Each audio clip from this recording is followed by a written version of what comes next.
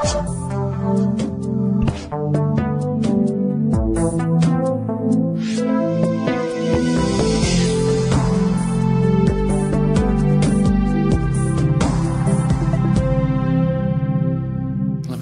svētdienā mēs uzsāksim tādu nelielu ekskursiju pa Jēzus lekcijām, par Jēzus 5 lekcijām Mateja evaņģēlijā. Jūs jau zināt, ka Mateja evaņģēlijs pa lielam sadalīs lielās 5 daļās, 5 lielas runas, 5 lielas lekciju cikls seminārā, un tad rīcība, jeb stāstījums. Šodien mēs sāksim ar slaveno Kalnu sprediķi, pirmo daļu.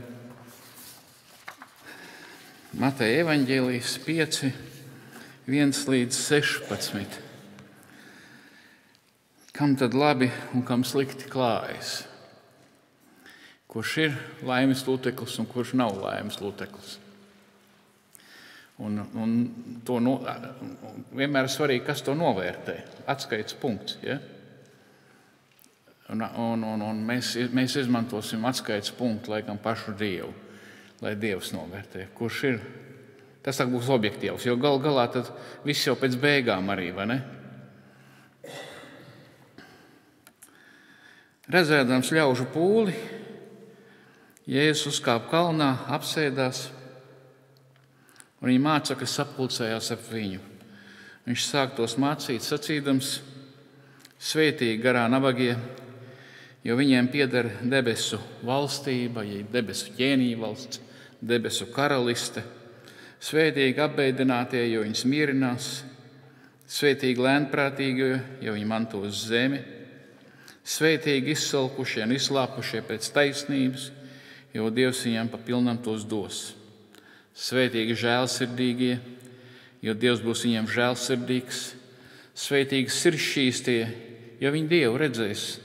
Svētīgi miera nesēji, jo viņi tiks saukt par Dievu bērniem. Svētīgi taisnības dēļ vajātie, jo viņiem jau pieder debesu ķēnīvalsts. Svētīgi jūs esat, kad jūs manas dēļ lamās un vajās, runās visu ļaunu par jums, priecājieties un gavilējiet. Jūsu alga ir liela debesīs, tāpat tie vajāja arī praviešus, kas bija pirms jums. Jūs esat zemes sāls, bet ja sāls kļūst nederīga, ar ko lai to padara sāļu, tā nedara vairs nekam, kā vien ārā izmešanai, lai cilvēki to samītu. Jūs esat pasaules gaisma, pilsēta, kas atrodas kalnā, nevar būt apslēgta. Gaisma meklē iededzis, neviens to neliek zem pūra, bet lukturī, un tas spīd visiem, kas ir namā.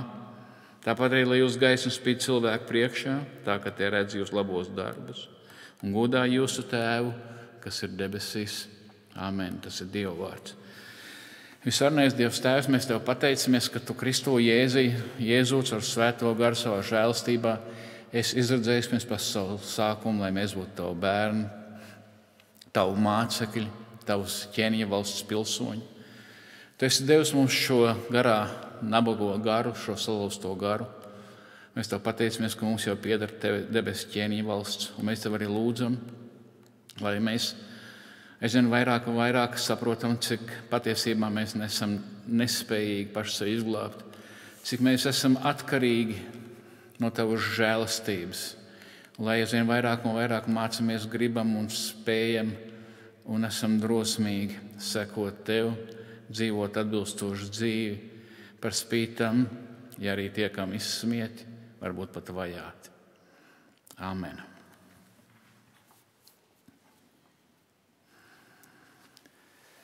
Tātad vienmēr svarīgi, kas novērtē. Un ja es nezinu, kā es spēlēju klavierus, tad es eju pie cilvēka, kas saprot, kā spēlē klavierus. Pareizi? Loģiski, ja? Un kādreiz mēs zinām, ka, teiksim, varbūt Latvijā ir mazs tirgus un cilvēki savā starpā strīdas, un tad tu saki, dabūt varbūt kādā ārpusē, kas ir uzticams, lai tas novērtē. Pareizi? Vai ne? Tāpat arī šeit, kā lai mēs zinām, par ko ir dzīve. Ko nozīmē dzīvot? Ko nozīmē laba dzīve? Ko nozīmē laba dzīve? Šeit mums ir paveicies tādā ziņā. Mums ir svētie raksti.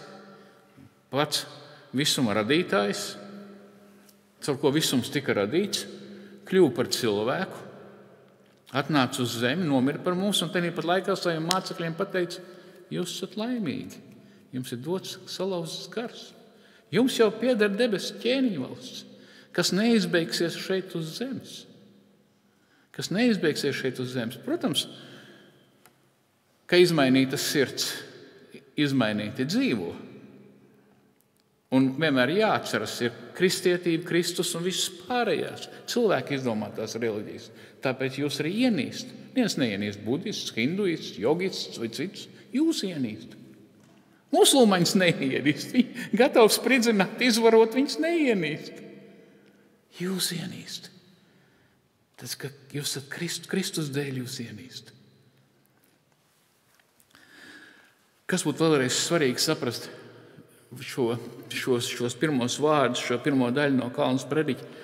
Runāja par ko? Par kristiešiem jau cilvēki izmainītām sirdīm, viņiem izmainās rakstura īpašības attieksmes, ja? Jau izmainās. Savā ziņā būtu pareizi skatīties uz to, ka Kristus saka, kas jums jau esat un ko vajag uzlabot. Citiem vārdiem lasīt un teikt, man tā kā vajadzētu būt tā, man pa maz. Ja? Es varbūt šeit es cenšos sev tā kā to nedarīt un tam līdzīgi. Ja? Un mēs to zinām, ka to vajadzētu, bet tas jau mums ir. Citiem vārdiem sakot, mēs esam jau iekšā.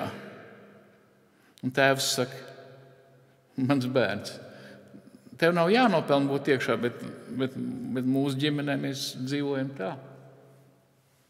Mūsu ģimenē mēs dzīvojam tā. Mums vienmēr būs jāizšķiras, kurā ģimenē jūs gribat dzīvot. Un tā Jēzus uzkāpa kalnā.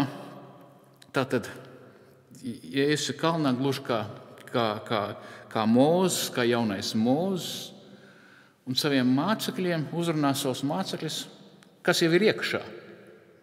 Mums ir jāatceras arī, kad ja mēs skatāmies uzmanīgi uz cik tad ciltis bija. 12 mācekļi. Pareizi, ja? Cik daļas ir, es teicu iepriekš, 5 lielas runas, 5 lielas daļas Mateja evaņģēlijiem. Kas mums ir 5? Kur ir 5 daļas? Psalmiem 5 grāmatas. Kur vēl ir 5 daļas? 1. Mūzes grāmata, 2., 6., 4., 5. Mūzes grāmata. Ja? Ja? Tad, kad Mūzes atveda kalnā, Sinais kalnā, viņš saņēma likumu, kā likums iesākas. Kungs nesaka, paklausieties, uzvedieties labi, es jūs izvedīšu no Ēģiptes. Tā ir nesapratne. Mēs nesaprotam veco derību. Tad, kad kungs uzrunā Sinai kalnā, viņš nesaka nopelniet. Viņš uzrunā tautu, kas jau ir izvesta. Un viņš saka, mēs veidosim ģimeni tā. Ja? Mēs veidosim ģimeni tā. Jo mums jāatcerās, ka Izraels netika izvests pateicoties tam, kā viņš uzvedās, bet pateicoties Abrahāmam dotajam apsolījumam. Ja? Abraham dotam apsolījumam. Pie tam Jahve apsolīja Abrahāmam, ka viņa pēcnācējā ķēniņā no Dāvida nama tiks svētītas visas tautas, ieskaitot Izraēlu. Mūsu likums no vienas puses bija kā Dieva Izraēla konstitūcija, kā mēs kā Dieva tauta tagad dzīvosim. No otras puses saslēdza visu likuma važās un darbojās, kā Pāvils saka, audzinātāji līdz Kristus atvešanai. Citiem vārdiem sakot, likums tāpat laikā visus veda pie Abrahamam apsolītā pēcnācēja, Kristus Jēzus, kā audzinātāji. Ja?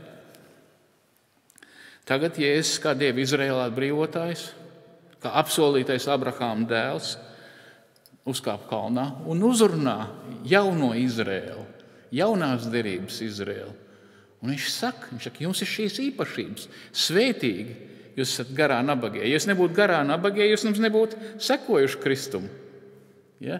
Un visas šīs īpašības ir kristiešiem. Ja? Visas šīs īpašības, visas rakstura izmaiņas ir kristiešiem. Tas ir automātiski līdz ar ko? Līdz ar cilvēku sirds izmaiņu. Bet tāpat laikā Jēzus mums arī pamāca, ka mums vajag pieaugt. Ja? Mums vajag pieaugt. Kas ir ārkārtīgi vienmēr svarīgi atcerēties, ka tātad ķēniņos, kad šīs pasaules pilsoņiem, jeb šīs pasaules cilvēkiem, lai dabūtu kādu pilsonību, mums vajag nokārtot eksāmenus. Pareizi. Mums vajag eksāmenus, mūs pārbauda, mums iziet pārbauda, vai mēs kaut kam darām. Ja? Vai, teiksim, jums jābūt lielai naudai, jūs atbraucat ar kaudzi ar naudu, jeb kuru valsts pasaka tik un tik naudas, mēs sākam izskatīt jūsu pilsonību. Ja? Tev ir jāatbilst. Turpretī Dieva ķēniņvalsts pilsoņiem nav jāatbilst. Vienīgā atbilstība pateikt, ka es neatbilstu. Atbilstība ir pateikt, ka es neatbilstu. Ja? Esmu noziedznieks, esmu nederīgs. Ja? Netaisiet man amnestiju. Kad kādreiz filmās skatāties, un kad komisijas jautā, vai tu esi izmainījies? Nē, es neesmu izmainījies. Ja? Ja? Esmu nespējīgs un garā nevarīgs. Un tad, kad šis ir noteikums, ka cilvēks saka, jā, es nevaru, man jāatgriežas no saviem dieviem, no saviem elkiem, ko es pielūdzu, man vajag palīgu. Man nevajag skolotājus pirms, kas mācīs, kā dzīvot. Dari tā, 8 ceļi, 12 ceļi, 10 soļi. Man vajag ārstu.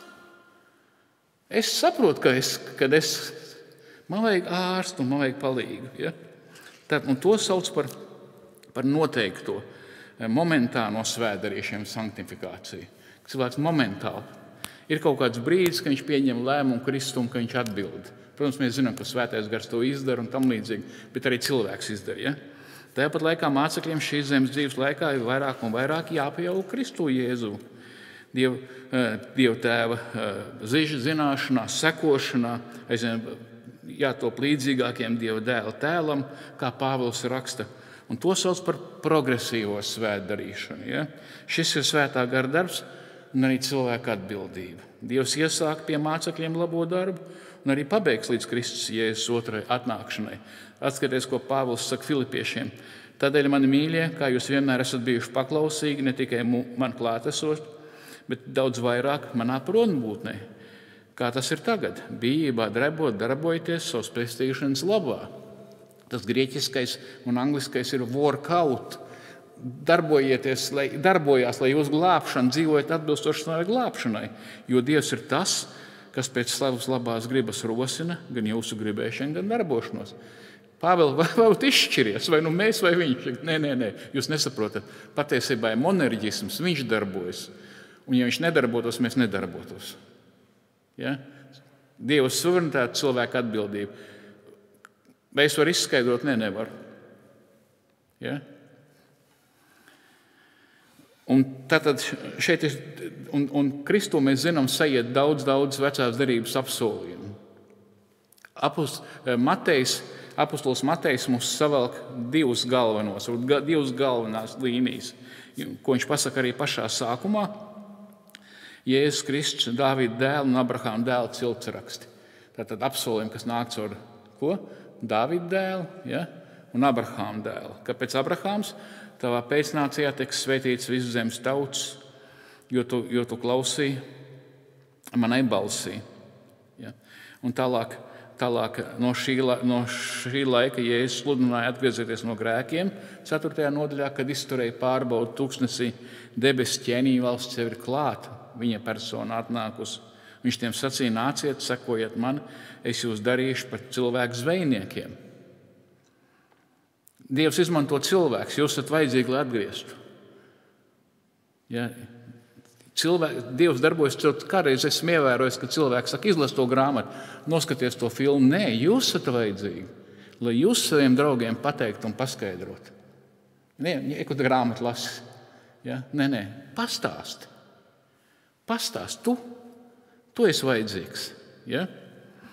Un skatieties, ko Mateja evaņģēlijā Jēzus saka, viņš piegāja klāt, tiem sacīja, man ir dot visu varu debesīs virs zemes, tad ejiet un dariet par mācekļiem visas tautas tās kristīdām Tēva, Dēla un Svētā gara vārdā.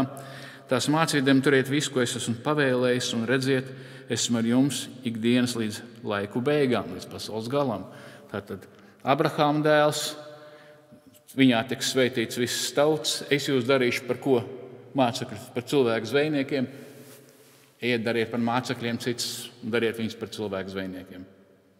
Ja tā ir tā galvenā līnija, kas pilnīgi kā vilciens, kā elektrovilciens ātrgaita iziet cauri. Ja? Un otrs ir tātad šī Dāvida līnija, kas ir uzsvērta, kad Jēzus ir Dieva dēls Immanuels, Iezajas grāmata, ko saka Dāvida nama ķēniņš Kristus un Jahves kalps, kurš ir atnācis atbrīvot apspiestos gūstekņus. Šodien lasījām no Iezajas 61:1-2 nolasīšu. Jahves Dieva gars pār mani, kunga kalps, saka, ja? Un Dāvida nama ķēniņš, jo kungs svaidīs mani pavēstīt labu ziņu, jeb evaņģēliju apspiestiem. Viņš man sūtīs pārsiet salauztās sirdis, vēstīt gūstekņiem brīvību un tiem, kas važās brīvestību, izsludināt kunga laipnības gadu un mūsu Dieva atmaksas dienu, mierināt visus sērotājus. Pārsiet salauztās sirdis. Ja, te nav runa par obligāti fiziski, protams, darbos parādīsies. Ja? Vienmēr, kad Kristus uzvar kultūrā, izmainās arī kultūra. Bet te ir uzsvars uz sirdīm vispirms. Un citiem vārdiem sakot, no iekšas uz ārieni. Nevis uzspiest no ārienes, bet no iekšas uz ārieni. Un no 3-10 skatieties, ir tātad kunga Jēzus Kristus mācekļu pazīmes un attieksmes attiecībā pret Dievu un attiecībā pret cilvēkiem. Kur vēl mums bija šis divs dalījums? Atcerieties, bija 10 vārdiem. Zināt, par ko es runāju? 10 baušļiem. 10 vārdi tur nav. Tur ir 10 vārdi ebrejiski. Arī kur attiecībā pret Dievu un attiecībā pret cilvēkiem. Jūs redzat, kā iet līdzīgi. Ja, tātad svētīgi garā nabagie, jo viņiem pieder debesu ķēniņa valsts. Ja, tātad līdz ar to šie cilvēki nav kaut kādi Tvaikielas republikas Napoleoni. Ja? Tie ir normāli cilvēki, bet kas saka, ka es nedaru, ka es esmu problēma. Atcerieties, G.K. Chestertons, man liekas, tas bija, kad bija jautājums uzdots avīzēs, kas ir pasaules problēma. Viņš uzrakstīja, esmu problēma. Problēma esmu es un parakstījās. Alvis Sauku. Esmu problēma. Un es to apzinos. Ja? Mana sirds ir problēma. Ja tie garā nabagie, kas saka, bez tevis mēs nevaram. Mums vajag glābēji. Ja? Mums nevajag skolotāju. Manuprāt, ļoti labi šo izstāsta šo Timotejs Kellers. Viņš savā darbā The Reason for God, jeb kāpēc ticēt Dievam, palasiet. Tiešām, kad brīvs laiks, paņemiet grāmatiņu, kāpēc ticēt Dievam, viņa latviski ir izdot, un vienkārši vakaros pa laikam palasiet, kur viņš raksta, ka apgalvo, ka žēlstība neatgriezeniski nošķiras, atdalās no sasnieguma stāsta, kas tiek saprasts kā mēģinājums daļai vai pilnībā pamatot savu statusu Dievu priekšā, veicot savu darbību jebkurā morāls vai reliģiskajā jomā. Šis panākumu naratīvs ritmizē arī mūsdienas sabiedrību, izkristalizēties tajā, ko Maikls Sandels sauc par nopelnu tirāniju, proti pieņēmums, ka vienīgais panākums ierobežojošs faktors ir piepūles vai spēju trūkums, un mēs varam sasniegt tik jebko, ja tikai mēs pietiekami izmisīgi vēlamies. Tāpēc gan nereliģijas, gan ikdienas dzīves ziņā mēs savus pienākumus un cienīgumu vērtējam pēc mūsu veikuma, pēc mūsu panākumiem. Žēlstība izglābtie nav tie, kas ir gudrāki par citiem, racionālāki par citiem, labāk izturējušies par citiem, laipnāk vai pazemīgāk vai dāsnāk par citiem, vai labāk pēc jebkura cita izpildes kritērija. Žēlstība padara kristietību par visiekļaujošāko ekskluzivitāti divu iemeslu dēļ. Iekļaujoša ekskluzivitāte. Ja? Divu iemeslu dēļ. Pirmkārt, tāpēc, ka glābšana nāk tikai tiem cilvēkiem, kur atzīst, ka ir totāli izgāzušies morālā nozīmē. Cilvēkiem, kur vienīgā piemērotība ir atzīt un pilnībā pieņemt faktu, ka viņi nav piemēroti. Un otrkārt, tāpēc, ka žēlstība ir lieliski izlīdzinātāja. Tā ļauj nākt vājajiem, jeb vājākajiem, ne tikai labākajiem. Vājākajiem, vissliktākajiem, ne tikai visizcilākajiem. Tātad žēlstības loģikas rezultāts ir tāds, ka kristietis ir kāds, jeb kāda persona, kur ir apturējis viņa paša pastāvīgās ļaundarības dziļums un neatlaidību. Es atkārtošu, es vakar runāju ar mūsu draugu, vienu dzejnieku. Viņš šito uzsvēra, un es gribu vēlreiz jums, es domāju, ir vērts. Tātad kristietis ir kāds, kur ir apturējusi viņa paša pastāvīgās ļaundarības dziļums un neatlaidība. Kad cilvēks iet tālāk un redz, ka viņš ir ļauns, viņš redz, ka viņš ir neatlaidīgs. Ja? Un, protams, tas svētais gars to dod, ja? bet viņš pilnīgi aptur, es vairs tālāk iet nevaru. Nevis kāds, kurš skatās uz citu cilvēku ļaunumu. Jums jau pieder debesu ķēniņa valsts. Kristus Jēzu ko?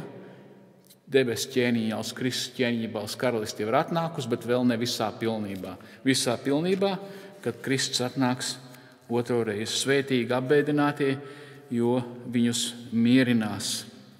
Kas ir šie apbēdinātie, šie cilvēki? Tātad dievbijīgais tautas atlikums raud par Izraēlu pazemojumu, bet tajā laikā pat saprot, ka tas ir kopīgā un katra personīgā grēka rezultāts vecajā derībā. Psalms 119, 136. Ūdens straumēm pārplūst man acis par to, ka tavu likumu netur. Kungs viņam sacīja, izstaigāja visas pilsētas Eceķiela grāmatā, visu pilsētu, visu Jeruzalemi apzīmogu ar zīmi to ļaužu pieres, kas pūš un vaimanā par visām nepreteklīgām, kas tiek darīts Jeruzalemē. Es dzirdēju, kā viņš saka pārējiem, sekojiet viņam, izstaigājiet pilsētu un galiniet bez žēlastības, netaupiet, kaujiet sirgaumus, jaunatis, jaunavus, deldējiet mazuļus un sievas, bet neaiztieciet nevienu apzīmogoto. Nāciet, sāciet ar mani piedodies svētvietu, sāciet ar priesteriem. Sāciet ar priesteriem. Ja? Tātad Jēzus Kristus sludināja, ka debesu ķēniņa valsts ir tuvu. Viņš gaidīja nevis priecīgas un gavilas, bet salauztas sirds un asaras. Nepietiek, ka cilvēki atzīst savu totālo bankrotu, nabadzīgu garā. Sātans jau arī to atzīst. Un tad Jahves māceklim patiesi ir žēl un bēdas par savu grēcīgumu. Ir bēdas, kuras nav uz glābšanu. Proti, cilvēki bēdājas par savām grēku sekām, bet ir bēdas, kuras uz glābšanu. Cilvēks saprot, ka ar savu grēku ir apbēdinājis Dievu un nodarījis pār citiem cilvēkiem. Šis ir brīdis, kad dziedināšana iesākas. Ja? Un kunga atbild Jēzus 41. Mieriniet man tautu, saka jūsu Dievs, runājiet sirsnīgi uz Jeruzalemi. Mesija ir atnācis izsludināt Jahves kunga laipnības gadu un mūsu Dieva atmaksas dienu, mierināt visus sērotājus, apsiet salauztās sirdis. Un tā Kristus izglābtajiem gan ir sapratne par savu bezspēcību, bēdas par savu grēcīgumu, tāpat laikā prieks par piedošanu un pieņemšanu par nepelnīto. Ja?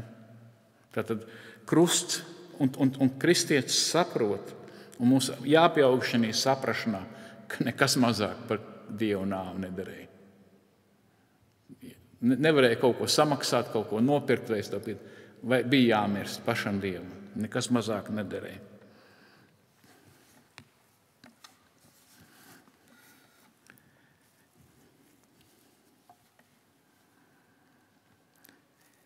Svētīgi, lēnprātīgie, ja pazemīgie, jo viņi mantos zemi. Tātad mēs esam pazemīgi. Interesanti, varbūt jūs noteikti esat ievērojuši, ka mēs lasījām ķēniņa grāmatas par Saulu un par Dāvidu. Un kāds bija Sauls? Sauls bija Gavah, garāks par visu Izraēlu, bet Dāvids bija mazs puikiņš. Gavah paaugstināts, garš. Ja? Tātad, un otrā laiku, bet kļūst stiprs, viņš Uzijahu palika garš. Gavah lepns paaugstinājās un tādēļ tika iznīcināts Dievu priekšā. Tolaik Hiskija bija uz nāves slims, un viņš lūdzās Jahvi, un Jahvi viņam atbildēja un deva zīmi. Bet Hiskija neatgriezās, jo bija lepns paaugstinājās. Gavah nozīmē garš, paaugstināties, kļūt lepnam. Ja? Viņš paaugstinājās Dievu priekšā, un kas nāk krišana. Sakām vārdi saka, pa priekšu augstprātība, ja pirms krišanas nāk Gavah, Mēs esam lieli, tad posts vai priekšpazemība, tad gods. Jeb pirms krišanas vienmēr nāk lepnums. Jūs ievērosiet, uzmanīgi palasiet, skatieties, vienmēr problēmas sākas, ka kāds kaut kur sāk Dievu priekšā, kas saka, mākoņus stundīt. Un Pāvils saka Romiešu 7.24, es nožēlamies cilvēkus, kas man izraus no šīs nāvei padotās miesas, pateicīgi Dievam, caur Jēzu Kristu mūsu kungu, tā nu es ar prātu kalpoju Dieva likumam, bet ar miesu un grēku likumam. Pazemīgi nav nespējīgi, bet pazemīgi saprot, ka viņi galu galā nav dzīves kontrolētāji. Ko Jēkabs saka biznesmeņiem, visiem mūsu štelmeņiem? Šak čēļi, jūs jau varat lekties.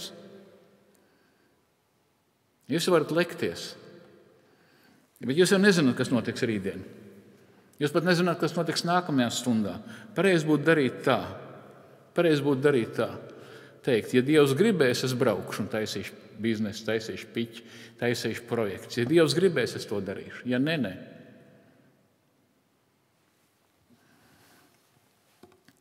Pazemīgs cilvēks saprot, ka pats sevi nav izglābis, ka viņa vērtības nav pašām jānopelna, ka viņa vērtība, pašveida identitāte nav jānopelna, bet Kristus jau ar savu nāvi ir visaugstāk viņu novērtējis un pieņēmis.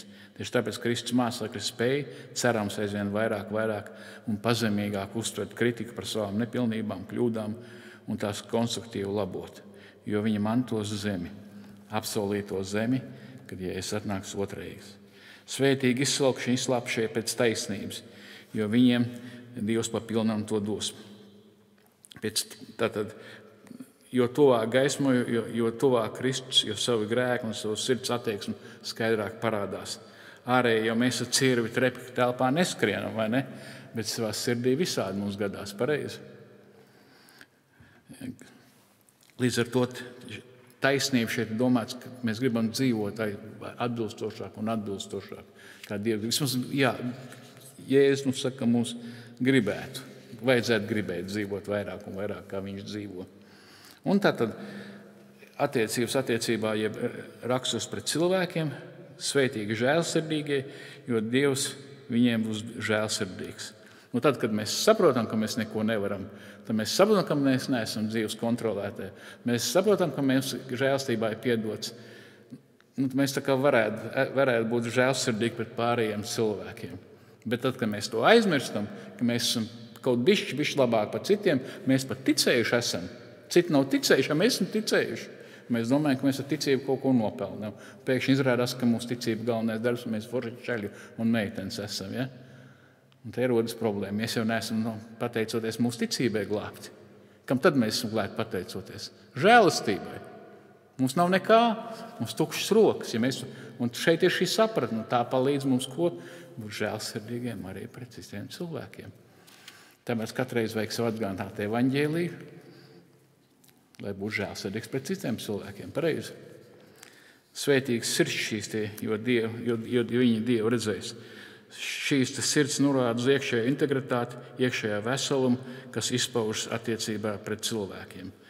24.3 psalms, kurš uzkāps Jahves kalnā, kurš nostāsies viņa svētvietā, kam tīras rokas un skaidrs sirds, kas savu dvēseli nepiesien māņiem, kas nav nepatiesi zvērējis. Farizēji uzsvēra āra likuma pildīšanu, kas apsklēja sirds samaitātību. Taču svētais gars izmaina sirdi, kur izpaužas atbilstošā rīcībā. Cilvēks ir glābts vienīgi ticībā, vienīgi Kristum Jēzum, bet patiesa ticība nekad nenāk viena. Atcerieties? Ja? Proti, tai seko atbilstoša attieksme rīcība. Un, manuprāt, šeit ļoti labi skan, ko Jēzus saka Mateja evaņģēlijā 10.16, kā mācekļi. Reizēs jūs sūtat kā avis vilku vidū. Tad esiet gudri kā čūskas, esiet gudri, un kas nākamais ir? Bez viltus kā baloži. Jums nav nekāda ļauna nodoma. Ja? Jums nav ļauna nodoma, jums nav nodoma iemanipulēt tam līdzīgi vai tam līdzīgi. Ja? Svētīgi miera nesēji, viņi tiks saukt par Dieva bērniem, tātad šie cilvēki, kas apzināti cenšas liecināt par Kristu un nest mieru. Ja Pāvils vēstulē romiešiem saka 5.1, tā nu starp mums ticībā attaisnotajiem un Dievu ir iestājies miers, ja? Caur mūsu kungu Jēzu Kristu. Un 8.18, cik iespējams no savas puses turiet mieru ar visiem cilvēkiem. Cik tas ir atkarīgs no jums, turiet mieru. Vienmēr tas nav atkarīgs no mums pareizi. Svētīgi taisnības dēļ vajātie, jo viņiem pieder debesu ķēnīvalsts. Galvenās mācekļa rakstura pazīmes ir pazemība Dievu priekšā un žēlstības attieksme pret cilvēkiem, vai tad līdzcilvēki augstu nevērtēs pazemīgos un žēlsirdīgos cilvēkus. Un tālāk notiek paskaidrojums no 11 līdz 16 ir, kāpēc tad vajās? Ja, un ko tad Jēzus saka? Svētīgi jūs esat, viņš pāriet uz jūs, tātad bija trešajā personā, uz otro personu. Svētīgi jūs esat, laimīgi jūs esat. Svētīgi un laimīgi nozīmē tātad šie laimes lutekņi, šie apskaužamie. Un to saka kas? Pats Kristus.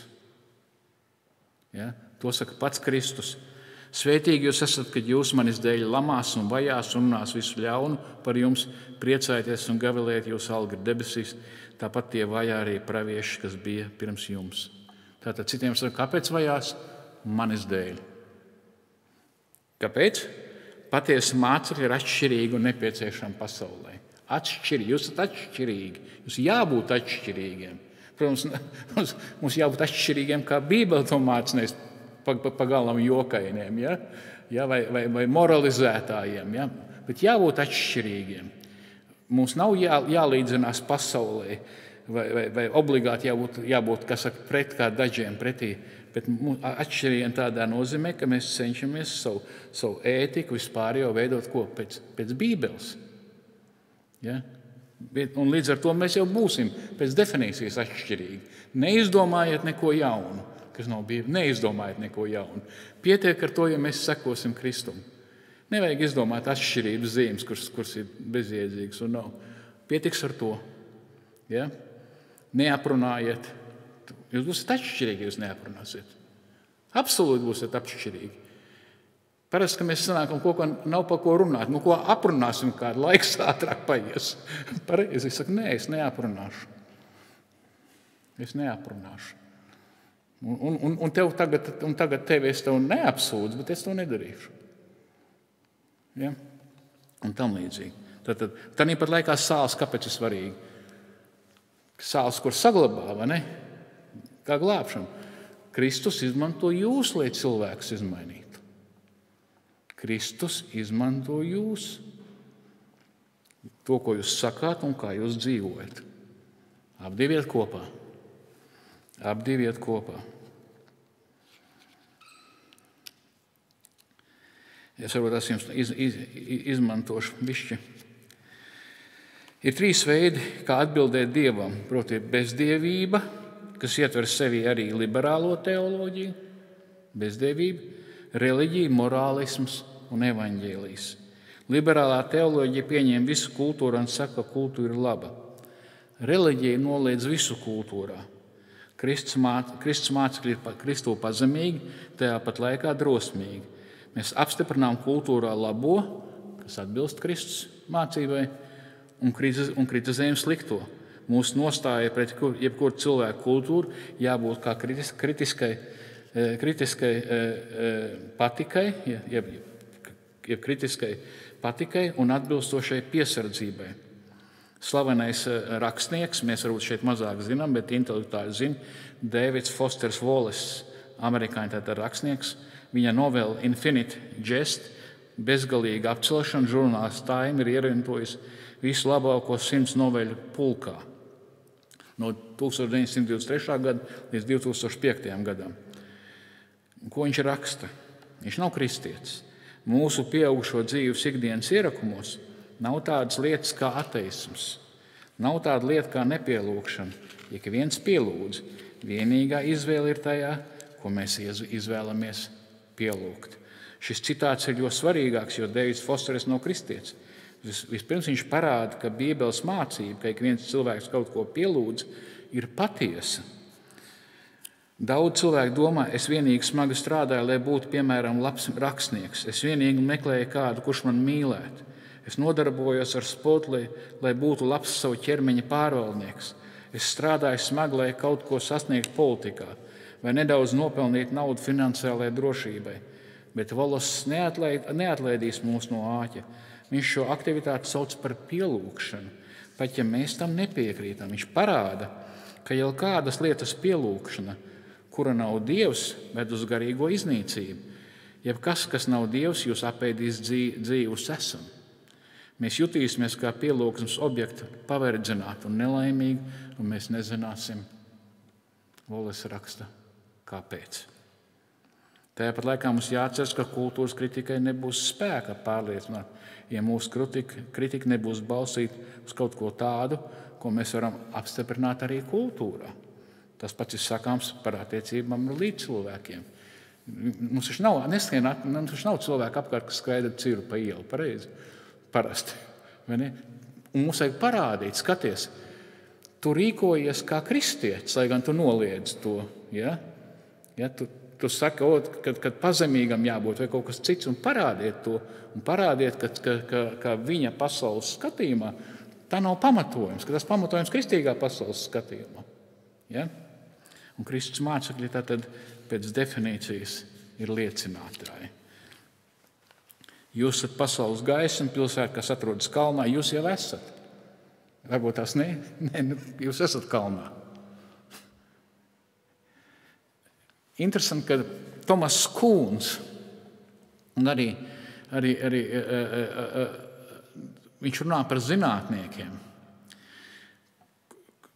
ka zina par zinātnes revolūcijām, ka zinātnes revolūcija, ka šie cilvēki, kur bija pamatā izmaiņām, viņi sākumā riskēja uzlikt savu